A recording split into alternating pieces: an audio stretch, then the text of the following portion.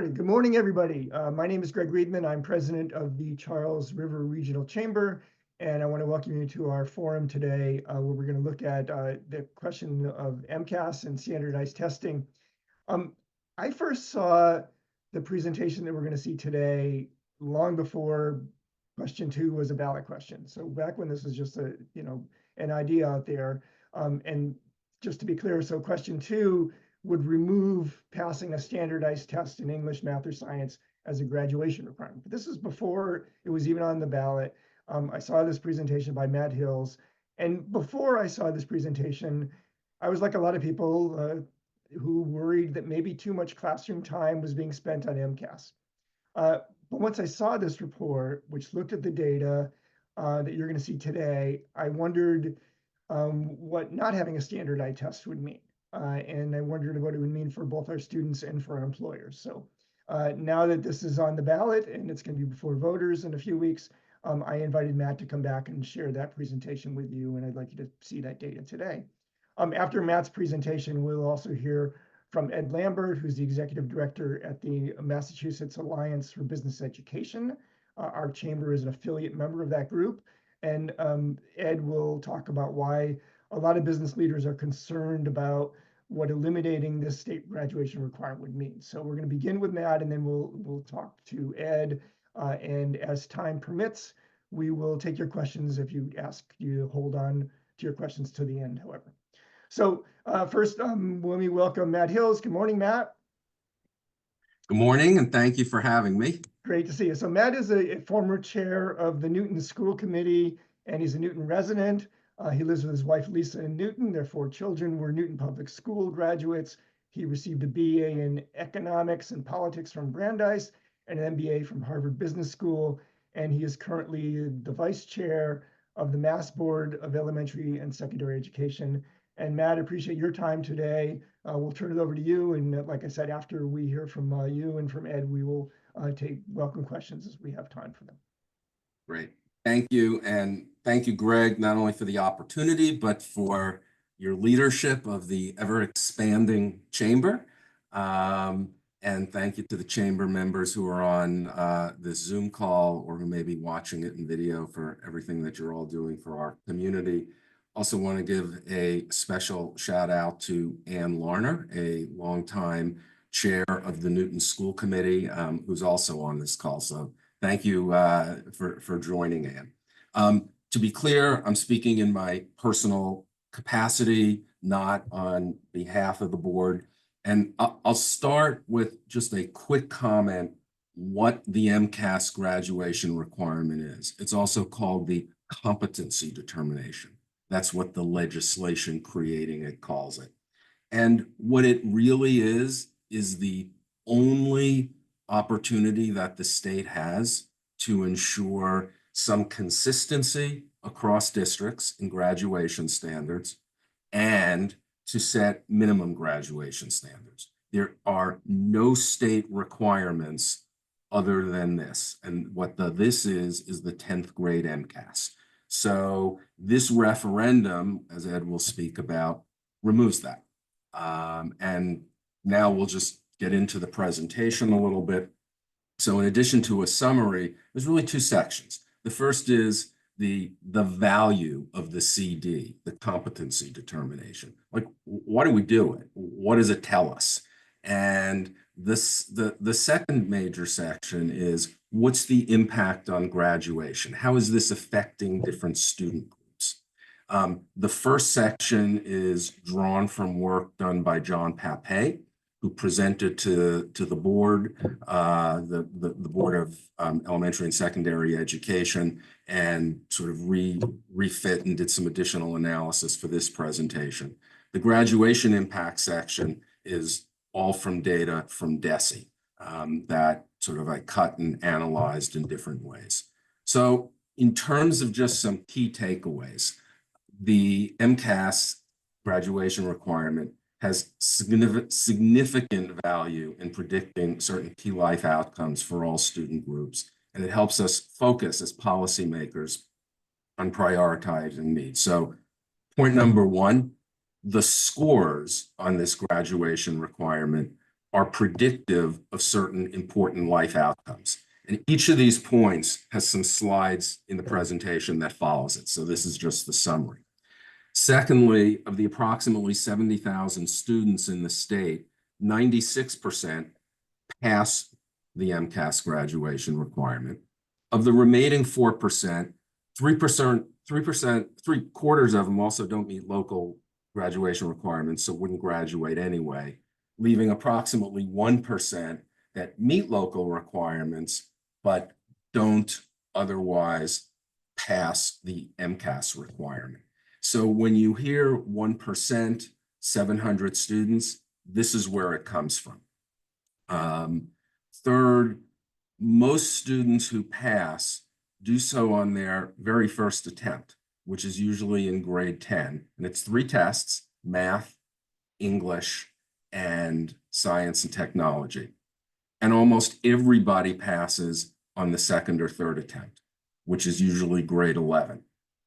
And just to be clear, by the time you get to the end of grade 12, there's 5 attempts that you can have to pass.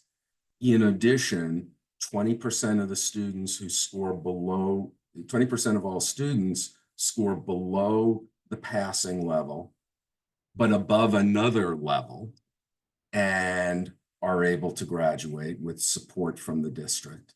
And there's appeals processes, about 3/4 of which get approved, including for students who have decent grades but couldn't pass. So, and most people pass the first time in grade 10. Fourth, a significant number of grade 12 dropouts have dropped out, having passed the statewide graduation requirement. Fifth, from a policy perspective, you're seeing a relatively small number of districts where you have a disproportionate number of the students not passing the requirement. So the policy imperative is to bring resources and support that you can narrow down to key districts. And finally, of the 51 states, including DC, 49 have comprehensive statewide requirements. Of those 49, Massachusetts is the only state whose single comprehensive requirement is this test. So if you hear we're one of 7 or 8 states that still has a test for a graduation requirement, that's true. That's just not the right way to look at it. We don't have any of the other requirements that all the other states have. There are 2 states now that have no state mandated graduation requirements. And if this referendum passes, we will then be one of 3 states, because this referendum also prohibits any other state requirements. So now let's look at the data. Let's start with the first section. What's the value? And for each of these slides, I'm not going to kind of dive into minutia. I'm just going to give some key takeaways. What you see on this graph is a relationship, a pretty strong relationship between scores on that 10th grade MCAS, which is the requirement that you have to pass, and future earnings. And this is pulled from anonymous data from the Department of Revenue that the economists at Brown sorted and crunched. So the idea that this is just some test that doesn't show anything actually shows something pretty important, including the likelihood of making a living wage in Massachusetts. And again, not going to drill down on each of these. That relationship is true for every student group that we looked at. Black students, Hispanic students, low-income students, white students. It is absolutely true. The higher the score, the higher the future income. There's inequities in society. That's not to say that there aren't inequities. A given score is more likely to yield a higher income for white students than Black or Hispanic students. But the relationship is true for every student group. And in case anyone thinks the die is cast early on, by the time you get to high school, there's kind of nothing you can do about your score. We took a look at comparing students who had similar grade 8 scores with similar demographic characteristics who attend the same high school. And we said, okay, those students who are scoring at the 50th percentile, the median in 8th grade, let's take that group and look at what happens to their future income if they remain at the 50th percentile, that's at the bottom here, or if their score jumps up to the 75th percentile. And the answer is, even in that improvement for those 2 years, there's a significant pickup in future life income. And this starts getting to the issue of, what is this test doing? The test is not an IQ test. The test is assessing whether certain standards, at least certain minimum standards, have been taught and learned. And that's why you see this kind of relationship. And what this chart shows, just quick takeaway, is that relationship is true for every single student group. Black, Hispanic, Asian, white students going from the 50th percentile in 8th grade to the 75th percentile in 10th grade, you see a significant pickup in income. Again, inequities, the pickups are larger for white and Asian students, but the relationship is true for all student groups. I could show other data, which is in the larger presentation that I've shown to the board and some others that shows significant differences in not only high school graduation, but likelihood of enrolling and completing 2 or 4 year colleges as MCAS scores increase. That's true overall. That's true for every student group. So if you think of some of the most critical things we want to accomplish with K through 12 education, we want to prepare students for life after high school if they go into the workforce. And if they choose to go to 2 or 4 year colleges, we want to improve their likelihood of getting in and being successful. And that's what this 10th grade MCAS requirement is actually assessing. And the data is pretty good that it's assessing it accurately. It's not the only reason. It's not the only thing that impacts it. So now let's take a look at the graduation impact. There's a lot that you hear. I have no intention of repeating what the supporters of this referendum say.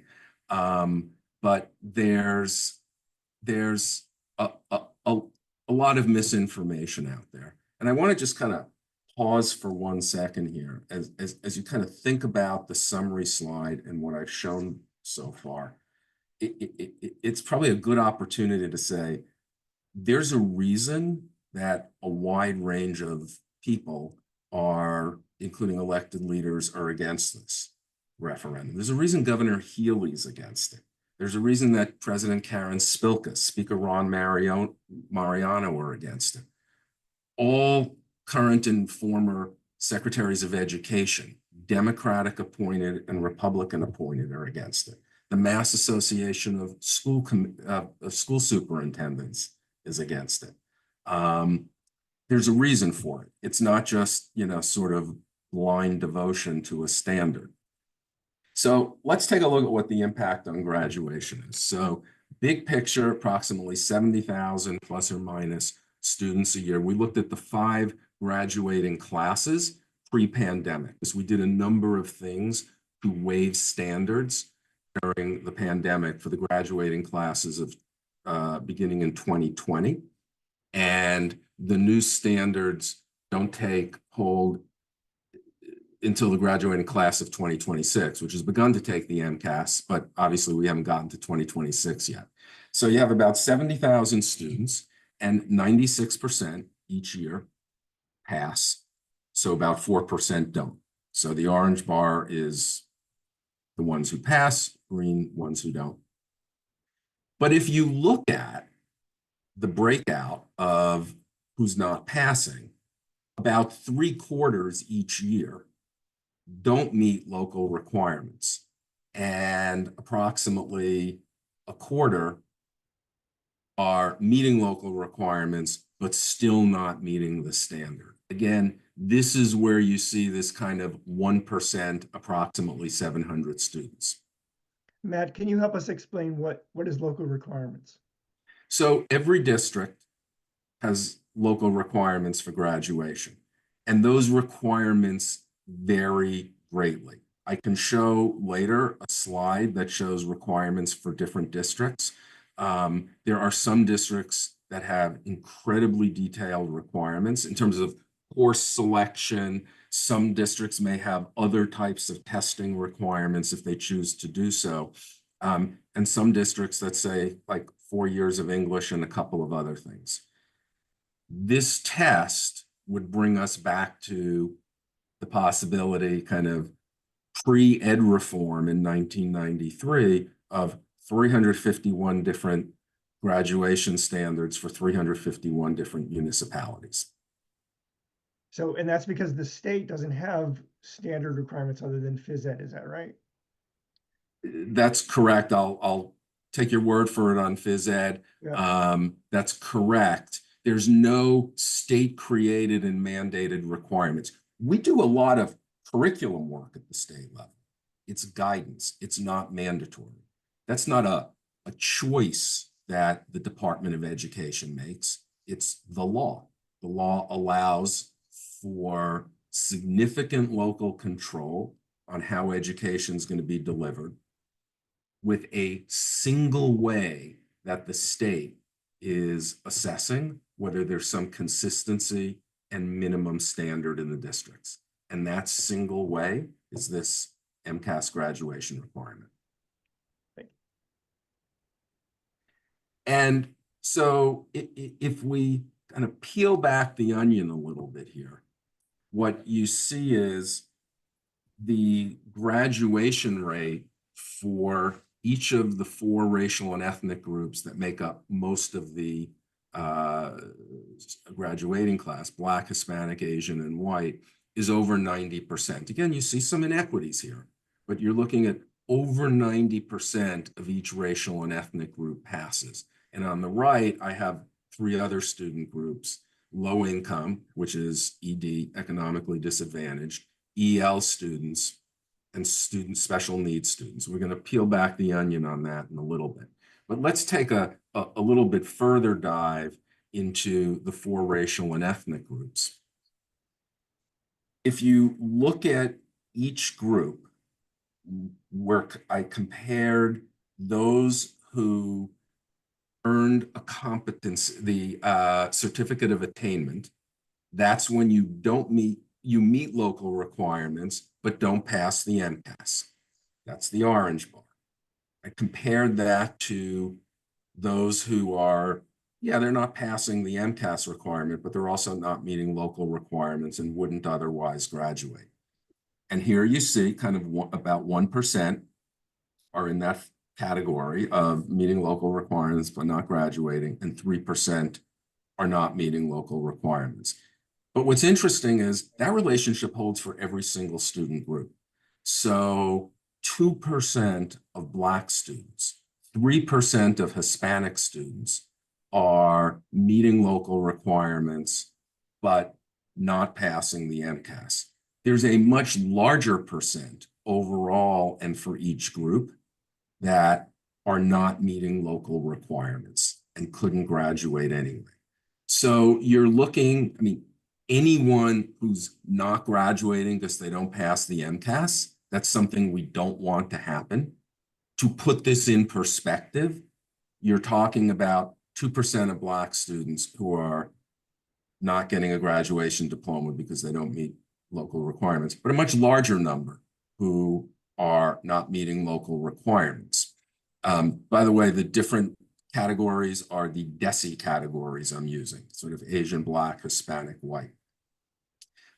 So let's peel this back even a little further, because if you go to the right hand here, you see, if you go EL students, it looks like a fairly high percent of EL students are not passing. And EL is English English learners. Right. And students on IEPs or special needs students, you also see significant differences. What you see, though, even on this slide, before I kind of peel back the onion a little more, is students who are not meeting local requirements are a much bigger percentage of the students not passing the MCAS than the students who are meeting local requirements. So for those who talk about the impact on the graduation rate, of course there's an impact on the graduation rate. The much bigger issue is focusing on the students who aren't meeting local requirements. So kind of peel this back a little more with special needs students. We took special needs students and looked at them in 4 different buckets by the intensity of services that are delivered each week. So less than 2 hours a week, 2 to 5 hours, 6 to 14 hours a week, and then 15 or more hours per week. And what you see is at the lowest levels of services a week, less than 2 and 2 to 5 hours a week, the percentage of students not meeting the MCAS requirement is at or below the state average. Bumps up a little when you get to 6 to 14 hours a week. At 15 or more hours a week, which is the last category here, 15 or more hours of services a week. Those are the special needs students, obviously with the greatest needs. Yes, 7% are not graduating solely because they didn't pass the MCAS. Almost half are not meeting local requirements. I'm not saying that's okay, but again, to put this in perspective, the MCAS is nowhere near the most significant impact on the graduation rate. Catherine Craven, who's chair of the Board of Education, has a child with Down syndrome, and we'll talk about this and how she views, when she speaks to this, and how she views it as a parent and what she views as a fair and reasonable outcome. And quickly, if you look at EL students, we looked at rates of not passing by year. What this tells you is that the rates of not passing go down significantly by the time you get out to kind of the 4th and 5th year of being an English learner. That should not be surprising because there's good state data that shows the average scores for EL students are better within a small number of years of coming to the country than for the state overall. Quick comment, because one of the things that I had heard early on was, well, yeah, but this doesn't take into account all the students who are dropping out because they didn't think they could pass the MCAS requirement. The data does not support that. What this 3rd column shows here, again, key takeaway, depending on which year you're looking at, almost 2/3 to almost 3/4 of the grade 12 dropouts have already passed the state requirement. They may or may not have met local requirements, that we don't know. But if you just kind of pause on this slide for a second and you think of what description of a student is going to have the most among the most problems sort of getting through life, high school dropout would be near the top of the list. And what this says is 2/3 to 3/4 of the students dropping out in grade 12 have already met the requirement. This slide, obviously, I'm not going to drill down on, but there's a key takeaway here.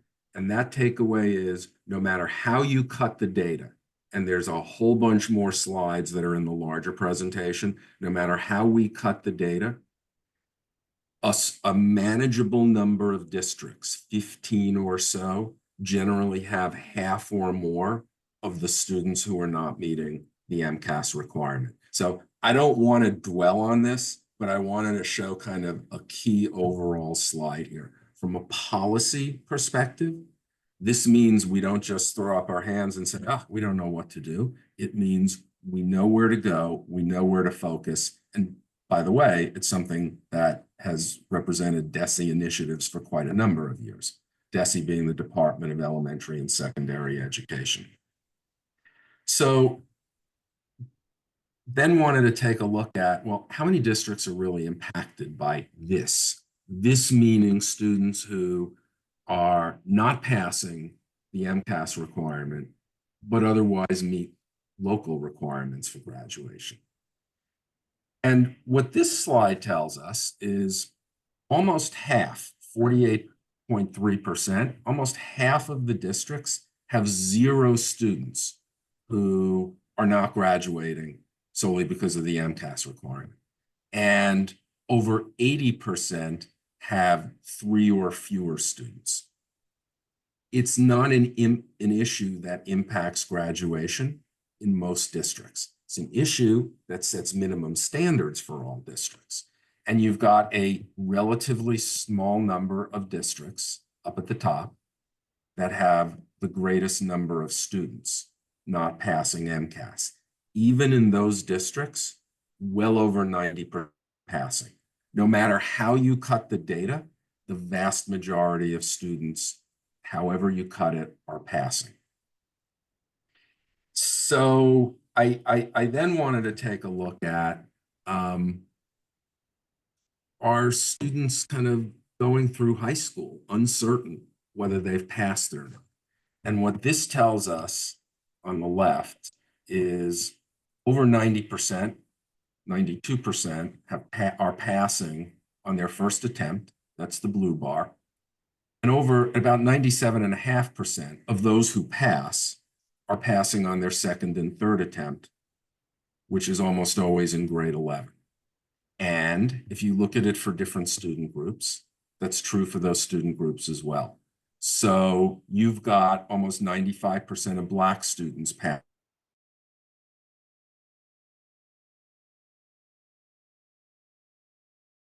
Hispanic students passing by then. So you've got very high passing rates, and you've got very high rates for every racial and ethnic group passing their first attempt, let alone their second and third. Matt, can you go back to a second there and explain to us what the appeal means? Thank you. So there's a number of different ways to pass. So you can just flat out hit what's called the cut score, passing score, and you get 5 attempts to do that. By the way, you get an infinite number of, or you get a lifetime of attempts after graduation. It's not like you finish grade 12 and that's your last chance. We also have what I referred to earlier, the EPP, or Educational Proficiency Plan. If you have a lower score, there's still a limit, but a lower score than the passing score with local district support, and it's spelled out by the Department of Ed what that has to be, you can pass. There's also appeals. There's appeals for special needs students and what's called cohort appeals for a student who has decent grades, doesn't have to be great grades, decent grades, but didn't pass the MCAS requirement. There are people like that who are just not good test takers. And approximately, at least pre-pandemic, 3/4 of the appeals are approved. There are multiple ways to pass this. There's a reason only 1% are not passing. There's not a strong critical mass in any way you cut it of people not passing. Go ahead, Greg. So a year after I left high school, I could go somewhere and take the MCAS test. Is that correct? Yeah, I don't know about the go somewhere. Like there's probably a specific place you have to go. Well, that's what I mean. I'm eligible to take the test even a year after I'm done with high school so that I can get my diploma. The law allows you to do it many years afterwards. Okay. The first 2 years after graduation, it's the district's requirement to proactively reach out to remind a student who hasn't passed. After that, it's on the student. And the appeal is decided by whom? DESE, the Department of Elementary and Secondary Education. Got it. Thank you. And the final slide, I just want to kind of leave this up again. Yes, we're one of 7 or 8 states that still has a test, but we are one of 49 states with comprehensive requirements, which are generally comprehensive course requirements. They may be different requirements if you choose to be on a college track versus a non-college track. a policy I had major issues with. There are some states that do it that way. We are the only one of the 49, as I said earlier, where the sole requirement is this test, and it's otherwise left to the districts. So we would be one of two with no comprehensive state requirements. And as I also said earlier, there's a reason much of the leadership of the state, including in the educational space, is opposed to this. This would be a meaningful setback to the cause of educational achievement and educational equity in Massachusetts. So that is my presentation. And I think Ed's going to present, and then we'll take questions. Yeah, I just wanted to just go back though and make it clear that who is it that doesn't pass the test and what happens to them?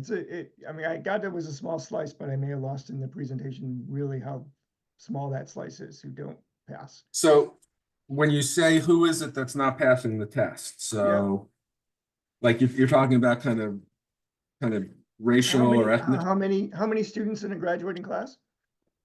So approximately 70,000 plus or minus, and approximately 4% are not passing the test, but only approximately 1% would have otherwise been able to graduate because they met local requirements but didn't pass the test. Got it. So 1% of the 70,000 students in the 5 most recent pre-pandemic years. Right. So 1% of all over every graduating class statewide, correct? Correct. Statewide, correct. Okay, thank you. Great. We will come back to your questions and we'll welcome your comments too, but I did want to welcome in Ed Lambert. Ed is the executive director at the Mass Business Alliance for Education, of which the Charles River Chamber is a member, along with most other business organizations. And Ed, I wanted to give you a chance first to say hello. Just tell us quickly about the Mass Business Alliance for Education so folks know about that.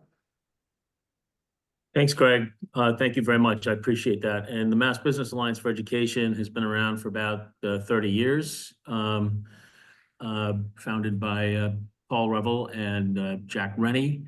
And over the course of that time, we have grown in our work with regard to supporting high-quality educational opportunities for all students. And we represent most of the chambers of commerce, a number of the industry sector organizations as well, and overall about 30,000 employers. So thanks for the opportunity to. Yeah, and before you get into the side, so you were a former vice chancellor at UMass Boston for University Relations. You're the founding director of the Urban Initiative at UMass Dartmouth, and for many years you were a legislator with the Mass House of Representatives, where you were part of the education committee that passed the 1993 Education Reform Act. So Yes, I was, and I was on my school committee in Fall River for 10 years before that. So thanks for all of that. I appreciate it. Thanks.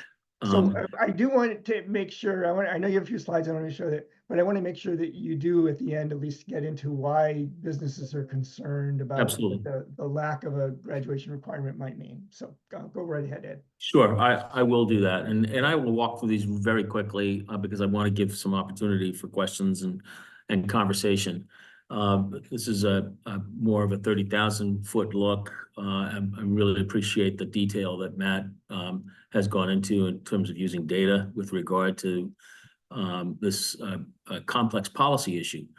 The ballot question that folks will read for themselves, both in the Secretary of State's pamphlet, which many folks have started to receive, but also, as you will see on the ballot, whether you vote early or vote in November, is a proposed law that would eliminate the use of MCAS as a graduation requirement. But I think it's important to point out as well, and Matt did mention this, that the ballot language will also eliminate the use of any statewide or district-wide assessment with regard to a graduation requirement. I think that's very important. You can maybe dislike MCAS and think it should be replaced with another assessment, but this ballot initiative would actually eliminate the use of any assessment that is statewide or district-wide, with regard to determining whether or not a student has met the competency determination for graduation. Instead, students would be required to complete coursework that would be certified, and this is important, by the district, not by the state.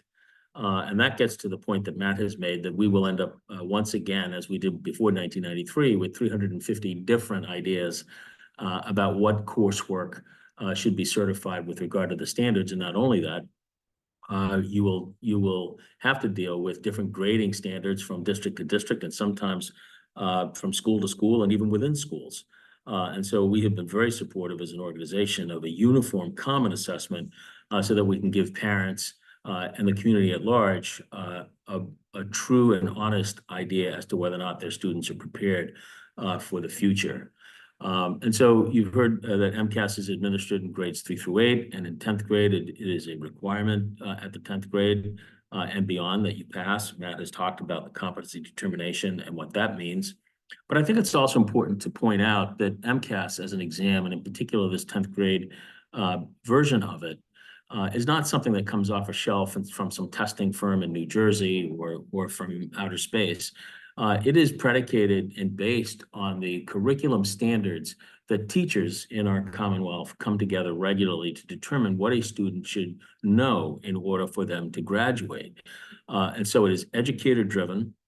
That process happens on a very regular basis. And then a separate group of teachers and educators come together to look at those standards and determine which questions on our common assessment will best assess whether or not a student has met those standards. So on both of those instances, teachers are very much involved and help drive the process for what is on the exam and what students should know in order for them to graduate.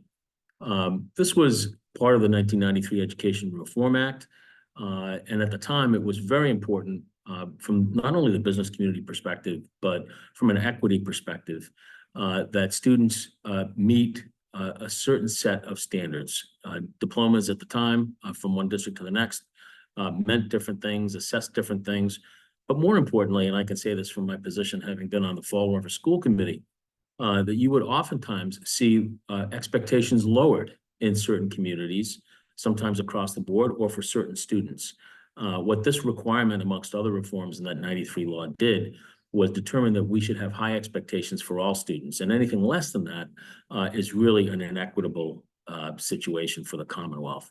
And so the design was not only to increase and improve the talent pipeline, but also to meet the state's constitutional obligation, which requires Massachusetts to ensure that every student is getting an equal opportunity education. Having a single statewide standard is what has helped make that happen. It has made some of the litigation of the past go away because of the adoption of that requirement. The 93 Ed Reform Act was based on significant new state funding so that we could help poorer communities meet those educational obligations. The reforms included MCAS, but other things as well. And in particular, a system for identifying how our students were doing from one district to the next. And quite honestly, it has worked. Policy imperatives don't always show the kind of progress that this one has. But we went from 30 years ago being about the middle of the pack nationally to becoming the highest ranked public school system in the nation. Most importantly, if you want to look specifically at the impact with regard to MCAS and then the graduation requirement, this slide in particular shows you how well it has worked. In 1998, the first year that MCAS was put into effect, you can see the proficiency rates there. You can see them increase. Most importantly, you can see the pretty significant increase that took place beyond 2002, which was when the graduation requirement for MCAS went into effect. And since it has been in place, academic achievement has not only increased overall for students, but they have increased for every category of students over the course of that time as well.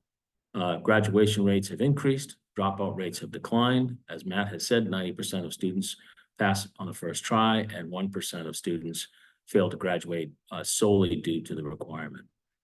Matt had referenced in response to a question from Greg a little bit earlier, what are local graduation requirements. It's important to note that they are different from one school district to the next. This slide actually comes from a presentation the Department of Elementary and Secondary Education made, which is just a sampling of what you might see from one school district to the next. Some school districts require math and science. Some require foreign language. Some do not. Some have an extensive list of course requirements. And some are very limited in terms of what they have. But the fact of the matter is that if you do remove this only statewide standard that we have in Massachusetts, you will have graduation requirements that will be very different from one district to the next. And I think, as I had said earlier, potentially watered down for students in certain different districts where the standard will be getting by for those students as opposed to getting ahead. Greg asked me to mention why this matters, both to the business community and to others. And I want to point out that the opposition to this question is not driven solely by concerns from the business community. There's a growing coalition of parents and teachers and social justice advocates and others, including the elected officials that Matt mentioned, who are very much opposed to adoption of this question. Certainly talent availability post-COVID as the talent pipeline constricts is one that is very important to our business leaders, making sure that we have high standards for all, making sure that if we're going to have diverse workplaces, that we have high standards for all categories of students as well. It's important for our economic competitiveness and our economic growth. It's also very important for the future of citizens of the Commonwealth and their families, and for the issue of equity. Business leaders are very much concerned about having a Commonwealth that is strong with regard to everybody sharing in the success. And if that's going to happen, we can't have second and third and fourth tiers of expectations for certain categories of students and families. We need a single high statewide standard for all. And we are very confident that the public agrees with us. In recent polling that we've done and gleaned from other public polls, 57% of voters support the use of MCAS. 67%, even a higher number, believe there should be some form of common assessment, and a majority, 56%, favor having one statewide standard as opposed to letting each and every school district set its own standards. So that's the presentation that we have here. Happy to answer questions, but I think it's really important, as Secretary Tutwiler has said in his opposition to this ballot question, that this is a tool that has worked significantly well for the Commonwealth, and we have to ensure that we have a high standard for all students. In his words, all 700 of those students can pass this test. We need to do more to make sure that every student gets to that bar, as opposed to lowering the bar for anyone. Great, and thank you. And we will take your questions. You can put them in chat or you can raise your hand. I'll ask it. But if you could go back into the slides on that graduation slide that you showed. And let's see.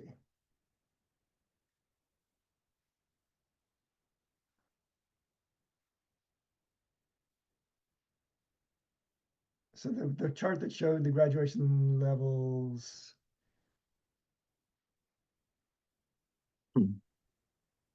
All right, well, let me ask you this question then. Sure. So the chart showed, since the implementation of MCAS, that the attainment or the students' ability to understand English and the various other things that it tracks has really soared. There it is. There we go. Right. I mean, that's essentially what those lines are telling us, is that since the MCAS requirements, students' understanding of English, math, and science has all increased, right? Yes. And so, to me, that seems like a great success story in Massachusetts. It seems like that tells you that there really is some benefit here in terms of what our students know, and when an employer goes to make a job offer to someone who's graduated from high school, they know what that student knows. But let's balance that with the other thing that we hear a lot about this, which is the comment that Fran Perkins mentioned. This does not address how overemphasis on MCAS has ruined the educational experience for students and teachers. So how do we balance what seems like good results with this idea that maybe it's just not making school nearly as rewarding as it should be? So I think the reference there really is to this idea of, teaching to the test, and what we hear in some instances where either teachers or schools are doing, so-called kill and drill, right? As we get close to the time when students take the test. What the evidence shows is that quality teaching throughout a student's experience is the best way to ensure that students can achieve good student scores. If you look at Matt's slide, and the distinction between what happens on the 8th grade MCAS for students, which really is a diagnostic, and then the support that students get to achieve that 10th grade level. It's really about trying to make sure that they've gotten the skills that they need and those basics. And so what you find in most successful schools is an opportunity to not only teach those fundamentals from the curriculum frameworks to students, but to have a wide array of opportunities for students that go beyond that.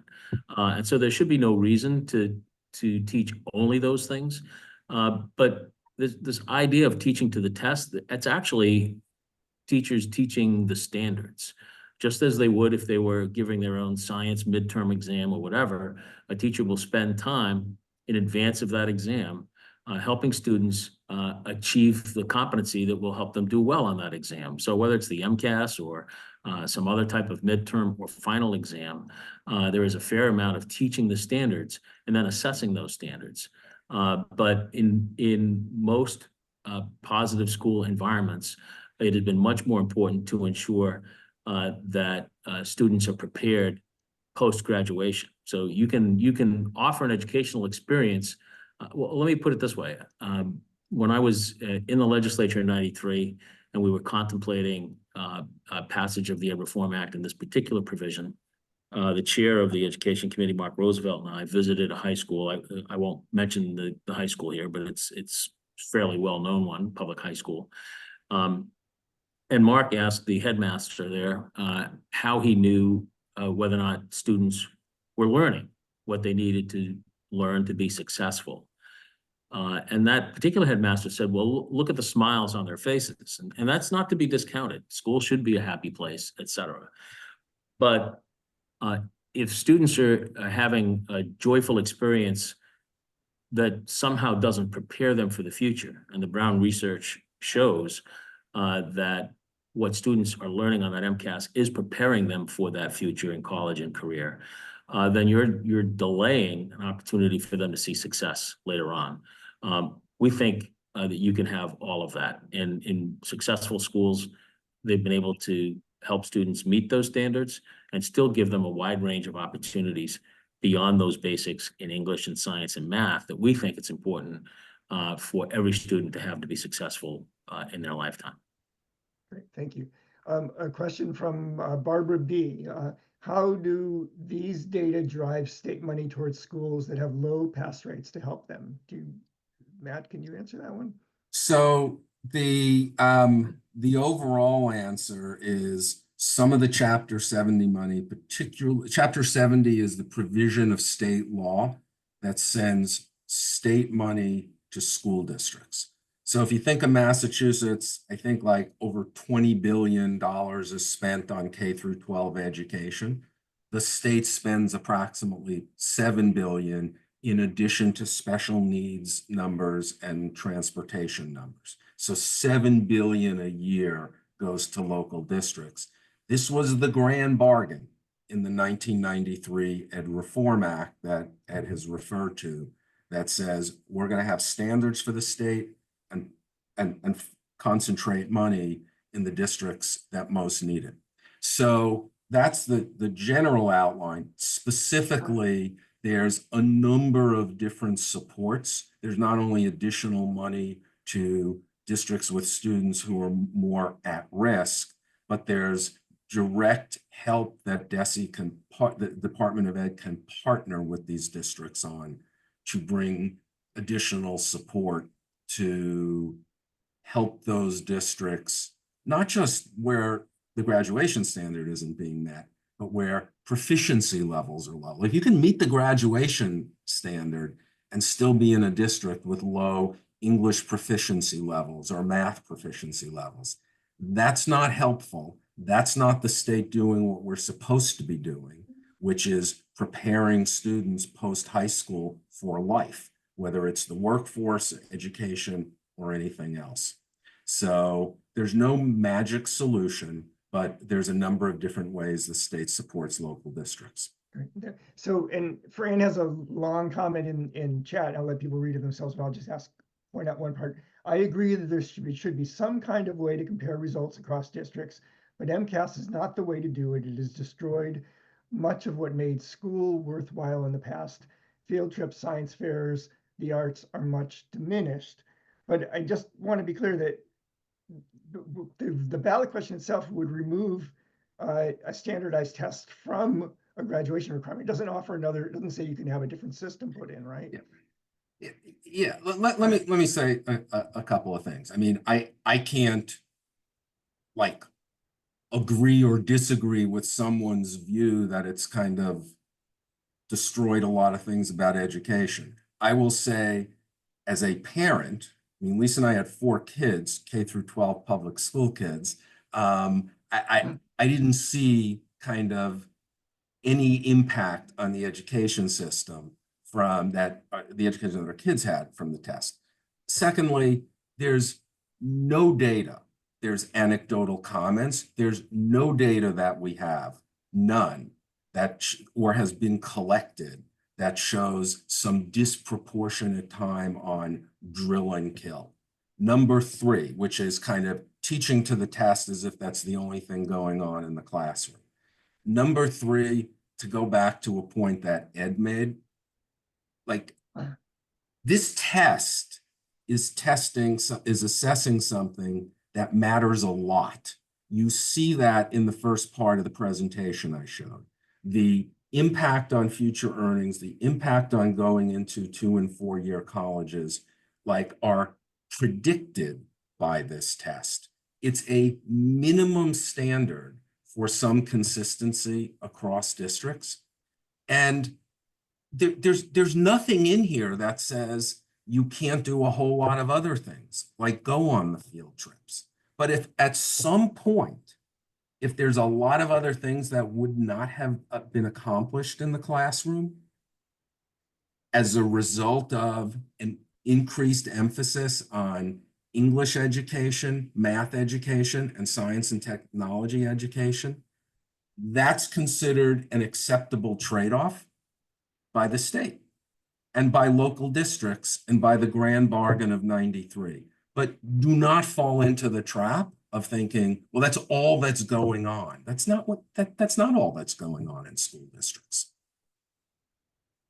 Got it. If anybody has a comment, they're welcome to add it to the chat, or they're welcome to just raise their hand and speak up right now.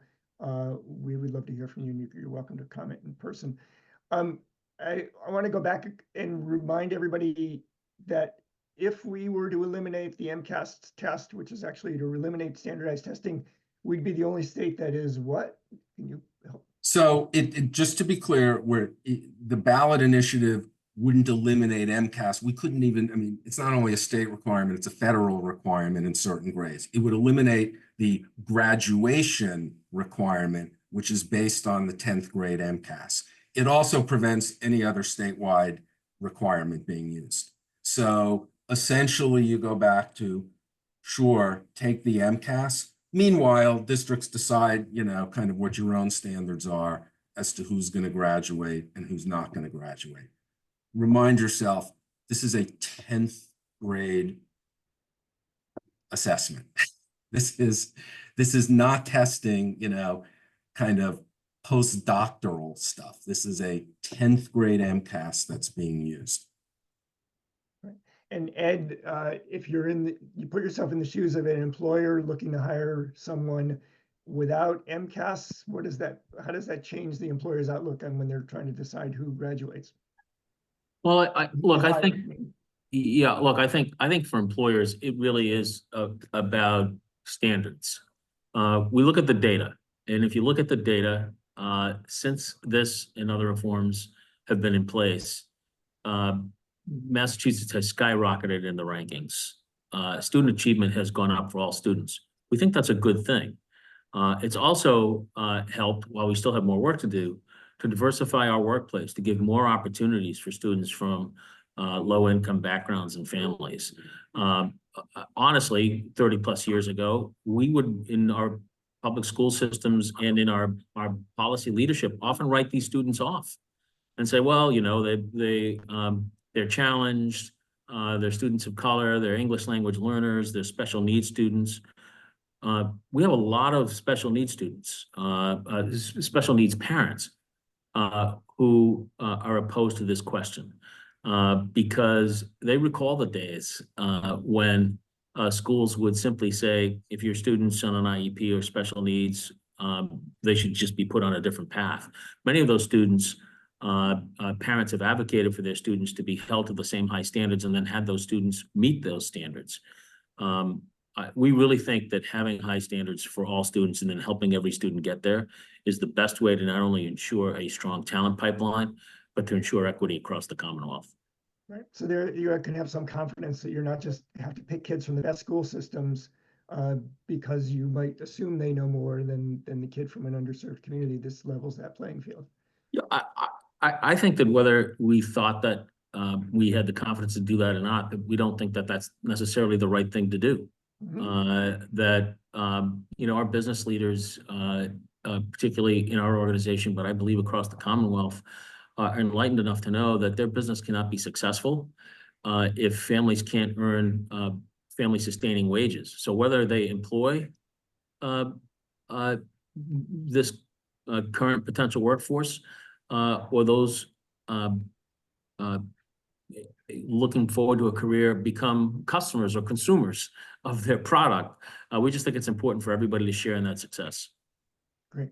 We're gonna have to leave it there. Thank you very much, both of you, for your time. To everyone who is watching this, greatly appreciate it. To Grassi, who sponsors all of our government affairs programs, we're very grateful for that partnership.